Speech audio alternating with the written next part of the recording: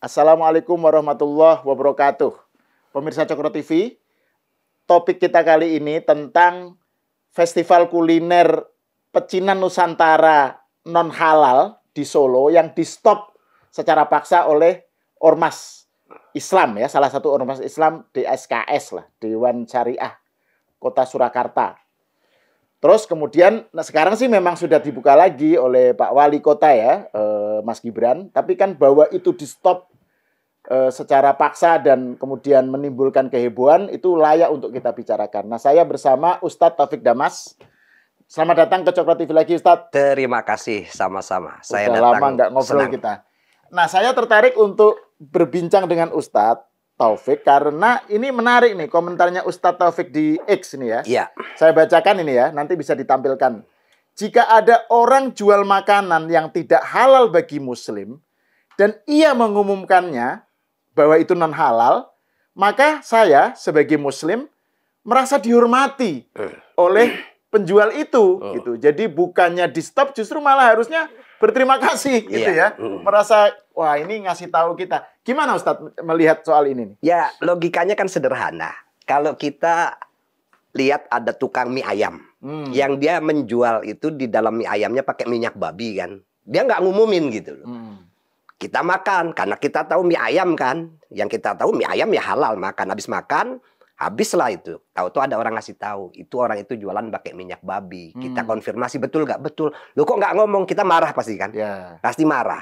Tapi kalau dia mengumumkan bahwa mie ayam ini pakai minyak babi, itu berarti menghormati kita yang Muslim, sehingga kita ya tidak perlu makan itu karena memang haram minyak babi kan. Sederhana kok. Nah, kalau ada orang bikin acara atau jualan, memang babi katakan diharamkan oleh Islam, Muslim nggak boleh makan. Dia menuliskannya, itu berarti menghormati orang Islam lah. Yang orang Islam ya jangan ke situ gitu loh. Jangan beli, jangan makan. Nah ini kan responnya yang ini DSKS ini. Saya cek ini ternyata ini pengurusnya itu putranya Ustadz Ba'asyir ya. Iya. Siapa namanya itu? Pokoknya dia salah satu putranya Ustadz Ba'asyir. Jadi memang terkait dengan ngeruki ya. Di SKS. Tapi kan dia mengatasnamakan, saya nggak tahu keterkaitannya ya, tapi kan setidaknya dia punya hubungan dengan Ustadz Ba'asyir. Tapi dia kan memakai simbol syariah gitu ya. Terus mallnya kan Paragon gitu. Mungkin terintimidasi atau ngeper duluan tuh jiper gitu, terus langsung tutup sementara. Ditutup. Artinya terjadilah apa mengikuti keinginan mereka. Iya. Tapi akhirnya kan dibuka lagi. Mungkin Dibuka ada lagi. pendekatan. Cuma kan ini kan memberikan pesan yang nggak baik ya terhadap kesannya tuh orang Islam itu kok ada kan sebelumnya ini kan ada kasus-kasus ibadah non Muslim Kristen ya dihambat, dipersekusi, kemudian ada soal gereja, izin gereja macam-macam ya. Dan kalau ibadah kan sudah sering itu ya. Nah ini makanan orang non Muslim, orang Kristen makan aja susah gitu. Mau bikin festival aja dilarang. Maksud itu saya fenomena gimana? Apa yang menjelaskan ini memang menyangkut pola pikir keberagaman. Jadi sebagian orang memang dalam memahami agama itu masih dipengaruhi oleh doktrin-doktrin yang tidak bersahabat. Kita bisa tahulah dalam sejarah bahwa memang antar umat beragama punya sejarah kelam. Contoh perang salib. Ya kan, sehingga satu umat beragama dengan umat beragama yang lain punya pandangan yang negatif. Nah, ini sebetulnya bagian dari tugas kita untuk meluruskan, membangun pola pikir yang lebih baru, yang lebih beradab di zaman sekarang ini. Bahwa umat beragama itu bersaudara, bersahabat. Bahwa perbedaan doktrin keagamaan di masing-masing agama itu sudah sesuatu yang niscaya yang harus dihormati. Kalau udah pakai bahasa Al-Qur'annya jelas. Ya kan? Lakum dinukum waliyadin. Untuk kalian agama kalian, untuk agamaku gitu. Dan kita hidup di negara Indonesia, bukan negara agama. Setiap orang bebas mengekspresikan keberagamaannya gitu loh. Apalagi kan peristiwa festival kuliner non halal udah itu ditulis kuliner pecinan non halal. Ya udah yang Muslim jangan ke situ gitu loh. Kok repot amat. Nah gitu. Itu yang menarik itu saya baca di Tribun News atau apa ini ya. Pokoknya Tribun News Solo. Jadi alasannya itu, alasannya si Ormas itu, si DSKS itu, Jadi pihaknya, maksudnya si ormas itu mempermasalahkan bentuk acara berupa festival yang bisa dihadiri siapa saja. Gitu. Ya. Ia pun takut jubirnya lah ya, jubirnya Humas DSKS. Dia takut kalau umat Muslim khilaf dan mencicipi kuliner yang dilarang oleh agama Islam ini gitu. Ya harusnya tidak dalam bentuk festival, tidak di tempat semacam ini, di tempat umum. Kita takut teman-teman yang keterbatasan agamanya merasakan enak, minta tambah, repot gitu ya. Nah, itu berarti dia menyepelekan saudara Muslim yang lain gitu. Seolah-olah dengan adanya seperti itu, orang Islam yang lain itu kok tidak punya iman untuk menegaskan bahwa itu haram ya saya nggak makan gitu. Dan saya yakin orang Islam sebagian besar di Indonesia ini itu bahkan fobia terhadap makanan haram. Gitu loh. Kalau kita lihat ya, lihat umpamanya anjing aja. Orang Islam itu sama anjing itu kan takut banget. Takutnya bukan cuma sekedar takut digigit. Tapi karena doktrin dari kecil, madhabnya Imam Syafi'i bahwa liur anjing itu najis. Kalau terkena, dijilat, kita harus mencucinya dengan 7 kali dan seterusnya. Saya sih lihat sampai sekarang kalau ada anjing itu, kawan-kawan Muslim itu pasti takut banget gitu. Walaupun anjingnya sebetulnya yang jinak-jinak, tapi takut. Itu fobia gitu loh terhadap anjing karena ada doktrin yang menajiskan. Dari mazhab tertentu ya. Padahal mazhab lain rileks saja. Misalnya kayak di Turki gitu kan. Ya di Mesir juga orang Mesir banyak piara anjing di rumah. Iya kan Ustadz Taufik ini sekolahnya di Mesir jadi tahu. Kembali ke soal kekhawatiran yang tidak masuk akal itu. Lagi pula mohon maaf ya, kita ingin meluruskan dalam berpikir. Setiap manusia itu dalam melakukan dosa itu tidak bertanggung jawab atas orang lain. Ada makanan yang dijual tulisannya non halal. Ini umpama, kok tahu-tahu ada Muslim yang makan. Ya kita nggak punya dosa, itu urusan dosa dia. Bahkan kalau pakai teori usul fikih, dosa seperti itu disebut dosa yang lazim. Lazim itu artinya dosa yang tidak merugikan orang lain. Itu urusan pribadi gitu loh. Urusan pribadi gitu loh. Ya kita boleh mengingatkan, boleh. Tapi kalau ada orang melakukan itu, ini seandainya tidak tanggung jawab kita. Kita tidak akan dimintai tanggung jawab gitu loh. Tapi kan saya yakin kalau sudah ditulis non halal, orang Muslim tidak akan makan. Gitu loh. Dan itu ya tadi itu yang menarik itu poinnya Ustadz Taufik itu soal bahwa itu justru penghormatan. Betul. Sehingga itu kan semacam pengumuman, kaum Muslim kamu jangan makan ini karena ini makanan non halal gitu. Sama kalau kita diundang sama sahabat-sahabat non Muslim itu kan sering dikasih tahu, Pak jangan makan yang sebelah sana ya. Bapak makan yang sebelah sini ini umpamanya B2 dan lain sebagainya. Itu kan namanya mereka menghormati kita gitu loh. Dan ini kan dalam konteks hidup dalam suatu negara, suatu situasi ya di mana hak mereka kan setara. Ya, dengan kita. Jadi kalau ini kan seakan-akan nggak boleh festival di tempat umum gitu loh. Terus kemudian karena apa ya? Ada perasaan merasa terganggu kalau ada simbol-simbol, misalnya simbol-simbol gambar agama lain dan juga makanan itu ada simbol makanan babi gitu makanan dari menu babi gitu misalnya, itu merasa terganggu. Iya itu. Tapi itu kan perasaan subjektif ya. Dan maksudnya, itu bukan karena Islamnya, tapi karena paham keagamaan dia yang mungkin perlu ditingkatkan lah kesadarannya tentang bagaimana menjalani hidup bersama gitu.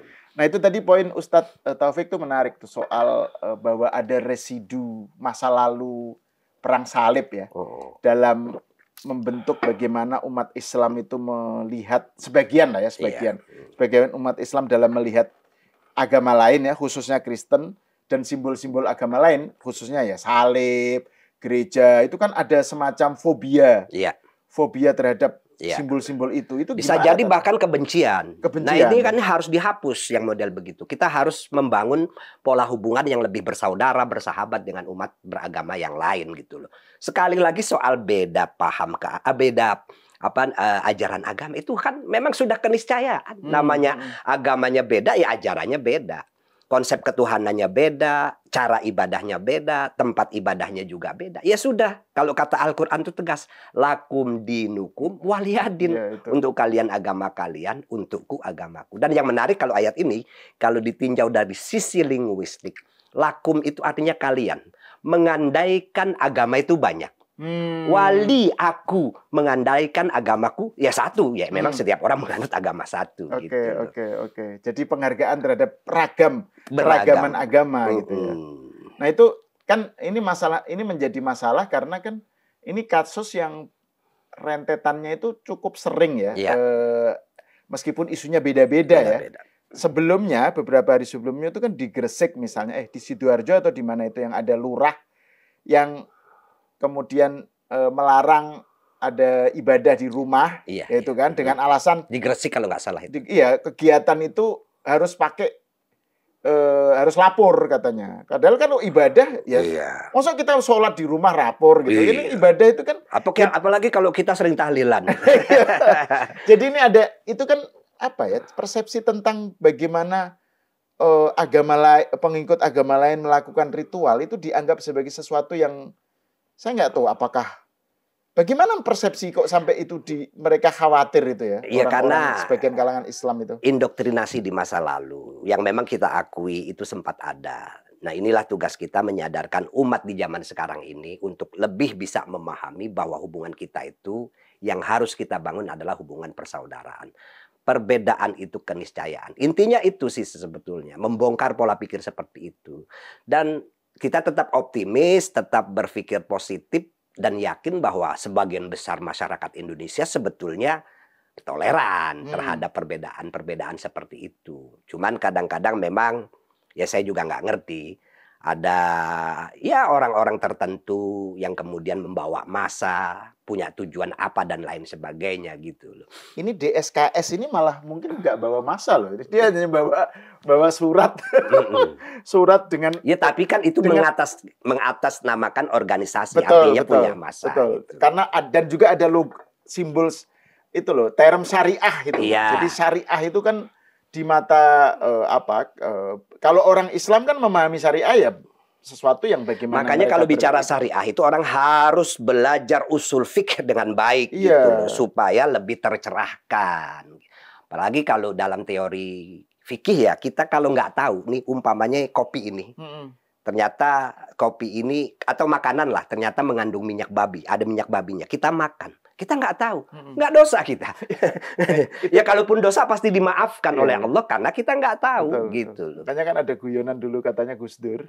Gus Dur itu pernah suatu ketika berada di luar negeri gitu, dia makan kan, makan daging gitu. Terus pas lagi makan, terus ada yang ngasih tahu, Gus Dur itu ada babinya. Gus Dur marah. Kamu kenapa ngasih tahu? Kalau saya nggak tahu kan nggak apa-apa. Iya. Jadi itu kan menunjukkan bahwa ketidaktahuan bahkan lupa itu tidak menjadi sesuatu yang membuat dosa. Gitu. Tapi itu kan guyonannya. Tapi lepas dari itu ini kan ada sesuatu yang apa ya dari kasus Solo ini. Saya nggak tahu.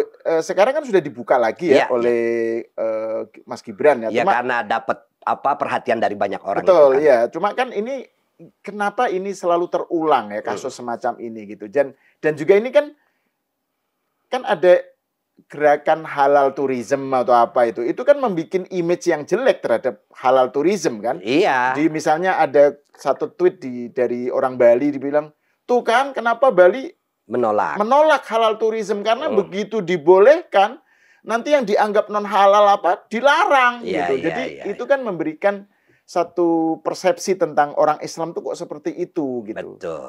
Jadi tapi ya itu bagian kecil dari orang Islam lah. Sebagian besarnya ya tentu tetap toleran, biasa-biasa saja dengan hal-hal semacam itu. Toh orang sudah punya iman. Kalau dia bikin festival makanan non halal, ya saya yakin saya berhusnuzon sebagian besar umat Islam itu tidak akan mampir gitu. Tidak akan mampir. Jadi pola keberagamaan yang tanpa didasari ilmu, terutama usul fikih, itu memang sering menimbulkan sikap buruk sangka terhadap orang lain. Nah, padahal kita tahu di dalam Al-Quran itu, ya ayyuhalladzina amanu ijtanibu katsiran minadh-dhon inna ba'dadh-dhon ismun. Hindarilah buruk sangka itu. Kebanyakan buruk sangka itu, sebagian buruk sangka itu dosa gitu loh. Jadi menganggap orang lain imannya lemah, terpengaruh karena adanya festival seperti itu bagian dari orang buruk sangka terhadap iman orang lain gitu loh. Dan juga kan ini apa ya, bagi kalangan pesan yang nyampe ke kalangan minoritas ya, kalangan teman-teman non-Muslim itu kan kesannya kayak orang Islam ini kok apa mentang-mentang mereka mayoritas. Betul. Ini ada faktor soal mayoritas juga Arogan ya. jadinya. Soal arogansi mayoritas gitu. Jadi ini bukan khas orang Islam di India gitu misalnya. Fundamentalisme Hindu itu kan juga fobia terhadap simbol-simbol Islam gitu. Betul. Tapi kan ya karena mereka mayoritas Hindu gitu. Betul. Jadi ini kan kementang-mentangan mayoritas itu terhadap minoritas gitu loh. Jadi, betul. dan juga ini Ustadz, kalau menurut saya ya, tadi kan Ustadz menyebut soal perang salib itu menarik ya, karena kan kalau dalam perspektif fikih klasik ya, fikih klasik itu kan karena mereka itu fikih itu tumbuh dalam konteks khilafah zaman dulu. Iya. Di mana non-Muslim itu adalah statusnya warga negara kelas 2. Iya. Ya kan mereka zimmi istilahnya kan. Iya. Itu kan mereka memang tidak boleh mendemonstrasikan secara vulgar simbol agamanya kan. Kalau soal misalnya jualan babi, jualan alkohol, homer itu juga dibatasi dan seterusnya. Apa mentalitas mentalitas orang Islam semacam ini yang masih berkembang ya. Jadi cara melihat terhadap orang non-Muslim itu masih pramodern gitu. Betul. Masih dalam konteks daulah Islamiyah. Tapi itu sebagian kecil. Sebagian besar sudah saya lihat ya sudah sadar akan konteks negara bangsa, kesetaraan itu. Gitu. Cuman karena ya memang hal semacam itu pasti kontroversi, maka ramelah orang membicarakan gitu. Makanya saya sering mengingatkan bahwa kita ini sudah sepakat dengan negara bangsa. Pendapat-pendapat yang pernah ada di masa lalu yang dipengaruhi oleh konteks daulah Islamiyah itu harus ditinjau ulang gitu loh. Apalagi kalau kita ingin bicara soal peradaban. Peradaban itu mengandaikan manusia itu setara apapun latar belakang suku dan agamanya. Betul-betul menjadi manusia yang beradab modern gitu. Tidak mempermasalahkan suku orang, agama orang. Toh semuanya ada batasannya masing-masing. Itu kan padahal kalau kita kembali kepada ajaran Islam yang benar, itu jelas kok. Seperti saya katakan tadi, lakum dinukum waliyadin. Itu sudah saripati ya, saripati dari cara kita melihat bagaimana orang Islam berperilaku terhadap non-Muslim. Apalagi gitu, kalau kita bicara soal contoh toleransi dari Nabi, sebetulnya banyak banget loh. Cuman kadang-kadang orang itu tidak mampu melihat itu. Terpengaruh oleh justru doktrin-doktrin yang bukan dari Nabi. Dan juga itu doktrin-doktrin yang basisnya justru malah arogansi mayoritas. Betul. Misalnya gini, Tat, kayak misalnya ya, di medsos lah terutama itu kan kadang-kadang ada ungkapan-ungkapan, oh lo non-Muslim tahu diri lah, gitu kan. Itu kan masih untung kalian di sini bisa hidup di Indonesia gitu. Jadi mereka itu merasa bahwa keberadaan kalangan minoritas itu adalah atas kebaikan hati mayoritas gitu. Seakan-akan itu mereka itu numpang yang ya kalian harus tahu diri gitu. Padahal kan harusnya dalam framework nation state kan nggak bisa begitu ya. Itu kan nggak boleh setara dong, semuanya setara. Equality. Lagi gitu. pula istilah minoritas mayoritas itu kan juga sepertinya harus ditinjau ulang gitu. Mereka yang sering mengatasnamakan mayoritas, belum tentu yang mayoritas itu setuju dengan pikiran dia gitu loh. Betul. Jadi mereka yang selalu mengklaim mayoritas itu ternyata tidak mewakili mayoritas itu. Betul. Gitu ya. Saya secara pribadi percaya bahwa Muslim Indonesia pada dasarnya toleran itu.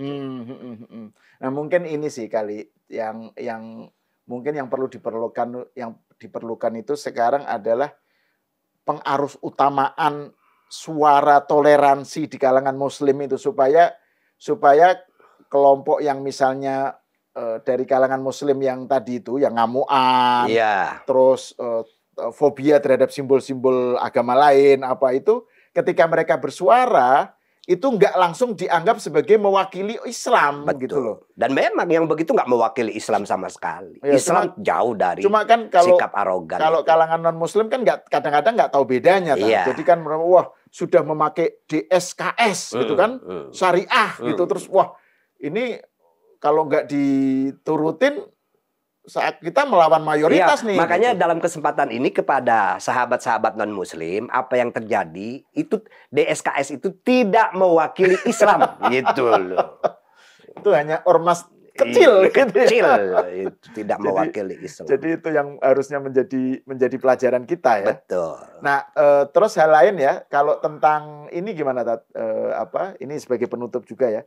Soal bagaimana supaya kalangan tokoh-tokoh Muslim lah di Indonesia ini, kan kadang-kadang ya, seringkali itu kalau ada kasus-kasus begini ya, penutupan rumah ibadah, bukan penutupan rumah ibadah saja ya, pelarangan ibadah orang di beribadah rumah gitu ya, itu atau terus kasus festival kuliner ini kan sering mereka kalangan non Muslim tuh menagih mana nih MUI gitu loh, mana nih tokoh-tokoh Islam kok pada diem gitu. Jadi menurut Ustadz gimana?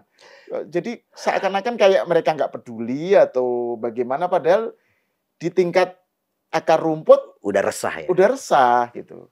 Saya secara pribadi juga resah dengan diamnya tokoh-tokoh terhadap kejadian yang kita anggap sebagai intoleran gitu. Kalau pakai teori sahabat Umar, itu seandainya kuda atau keledai terpleset, dia ikut berdosa. Karena dia tidak menyediakan jalan yang baik. Nah, dalam konteks ini seharusnya tokoh-tokoh itu bersuara supaya proses pengarus utamaan sikap toleran itu betul-betul cepat gitu loh. Kalau diam-diam aja, saya khawatir memang orang itu sedang berpolitik dalam tanda kutip, mengatur posisinya, menjaga bagaimana ketokohannya itu supaya tetap ditokohkan dengan frame bahwa dia dianggap orang. Kadang saya melihat nih, ini memang pilihannya sepertinya ini. Konservatif, tidak berani ngomong untuk sesuatu yang sebetulnya sangat kita butuhkan dalam konteks peradaban itu. Makanya saya ingin sekali lagi bahwa cara pandang keagamaan kita, pendapat keagamaan kita, jangan dicampurlah dengan ego gitu loh. Jangan dicampur dengan ego. Yang benar harus dikatakan benar, yang baik harus dikatakan baik gitu loh. Kalau sudah campur ego, ingin dapat posisi di tengah masyarakat, nah ini yang kadang-kadang bikin orang jadi tidak berani bersuara sesuai yang seharusnya disuarakan itu. Kulil hak gitu ya. Kulil hak, menyatakan yang benar. Terus ini tadi kan saya bilang yang terakhir, ini ada yang paling terakhir nih. Soal bagaimana persepsi orang Islam secara umum ini di luar kasus kemarin ya, kuliner itu, festival kuliner, tentang sesuatu yang haram. Jadi ini ada meme yang menarik nih, yang selalu muncul di setiap kasus itu.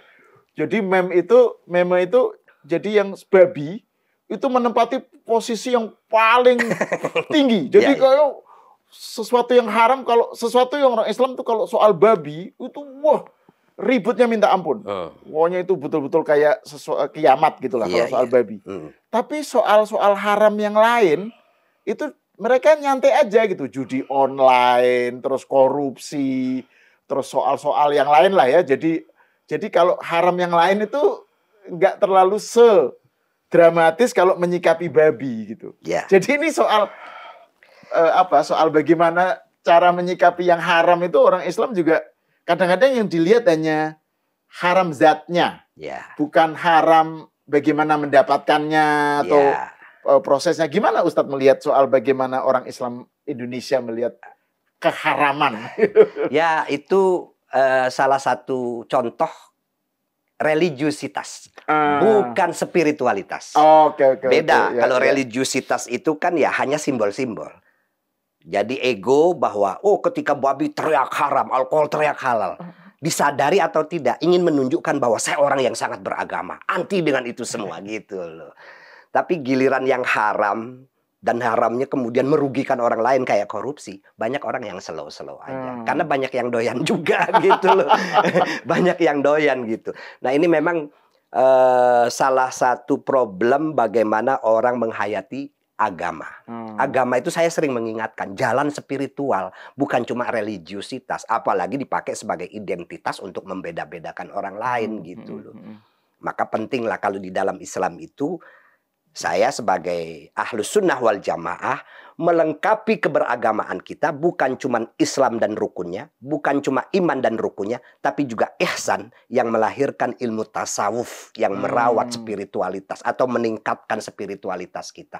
Kalau sudah pada sampai spiritualitas, saya sering mengingatkan juga, apapun agama kita, itu kita bisa menanamkan sikap persaudaraan yang lebih tulus dan mendalam. Itu yang pertama. Yang kedua, kita bisa lebih cerdas mana membedakan yang substantif dan parsial. Mana yang muta'addi dan lazim. Maka kemudian orang harus lebih responsif terhadap yang muta'addi. Dosa yang muta'addi itu artinya dosa yang merugikan orang. Berdampak Orang korupsi, oh jelas. Orang mencuri, jelas. Tapi kalau orang makan babi itu dosa, dosanya hanya dia. Gitu loh. Maka nggak usah, sebetulnya gimana ya? Bukan kok nggak usah rungsing, kita tetap berdakwah. Jangan kemudian karena orang makan babi, muslim, oh marah kita. Sementara orang mencuri, merampok, orang korupsi, santai-santai aja. Itu karena tidak memiliki kesadaran itu, gitu. Seolah-olah padahal kalau di akhirat nanti kata Nabi Muhammad tuh ada orang yang bangkrut. Bangkrut karena dicek dia punya pahala sholat, puasa, haji, ada semuanya. Tapi mulutnya jahat, tangannya jahat, sehingga pahalanya itu diambil, dibayar untuk orang yang pernah dizalimi.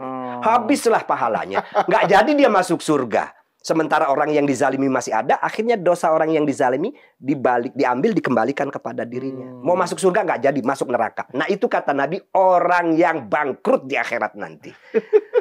Artinya penghayatan keagamaan itu pada ujungnya adalah kemanusiaan. Kalau lengkap itu tadi, Islam, iman, dan ihsan itu.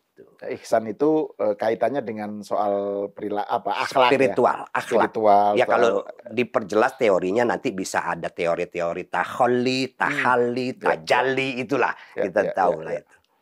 Oke, Ustadz Taufik Damas, terima kasih atas diskusinya. Pemirsa, sampai di sini dulu. Kita berjumpa lagi di episode selanjutnya. Assalamualaikum warahmatullahi wabarakatuh.